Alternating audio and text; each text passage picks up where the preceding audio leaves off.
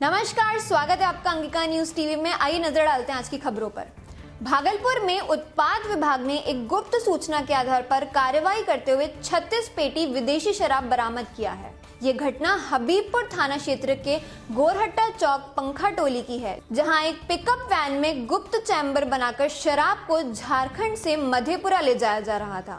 इस छापेमारी में चालक को गिरफ्तार कर लिया गया है और गाड़ी भी जब्त कर ली गई है। टोटल 36 पेटी विदेशी शराब जब्त किया गया है, ठीक ना, जिसमें मैकडोवेल भी है और वाइल्ड स्टैग भी है। 750 ml वाला, 375 ml वाला और 180 ml वाला का शराब बरामद हुआ है। हबीबपुर थाना क्षेत्र के पंखा टोली से गुवाहाटी चौक रोड के बीच गुप्त सूचना के आधार पर ये इस पिकअप को पकड़ा गया है। भागलपुर में लोगों को जाम से निजात मिलता नहीं दिख रहा है। जाम की स्थिति इतनी गंभीर हो गई है कि पैदल आने जाने वाले लोगों को भी काफी कठिनाइयों का सामना करना पड़ रहा है। शुक्रवार को खलीफाबाग, घंटाघर चौक और मनाली चौक पर लोग दिन भर जाम से परेशान रहे।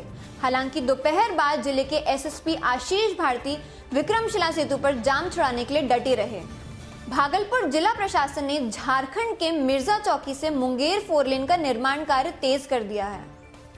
मामले को लेकर डीएम प्रणब कुमार ने अधिकारियों के साथ सुल्तानगंज में भूमि निरीक्षण किया, जिसमें 31 जनवरी तक जमीन मापी का काम पूरा करने का निर्देश दिया गया।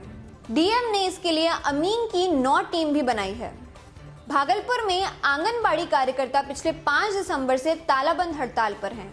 हड़ताल को देखते हुए सरकार ने सभी सेविका सहायिकाओं को काम पर वापस आने के आदेश दिए हैं और वापस नहीं आने पर कार्रवाई की चेतावनी दी है।